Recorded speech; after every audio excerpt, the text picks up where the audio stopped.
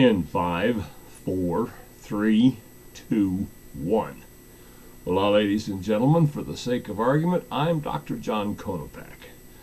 Earlier, in the wake of the poisonous spill into the drinking water of 300,000 West By Gawd Virginians, John Too Much Tan Cream Boehner, the congressional boner-in-chief, declared that West By Gawd, Virginia probably already had enough regulations, and by God, I agree.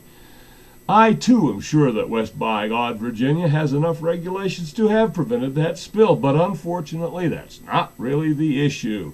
The problem is that regulations all by themselves can't prevent spills unless you wad them up and stick them in there.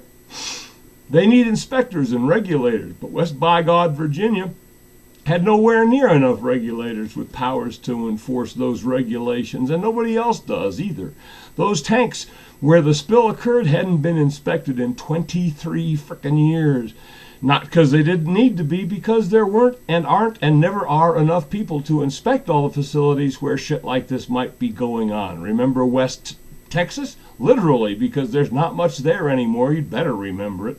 Nobody inspected the fertilizer plant bomb factory there for a dozen years or more, and that's because those regulatory agencies have been systematically underfunded by legislative bodies to keep them from interfering with commerce at the behest of the industries to be regulated, or they've been colonized by the regulatory capture through revolving doors and other stratagems by the industries themselves that they're supposed to be regulating.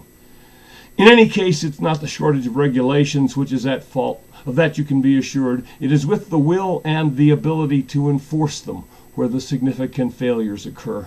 For the sake of argument, this is Dr. John Konopak, Albuquerque, New Mexico. Now back to Winstone Smith, studio side.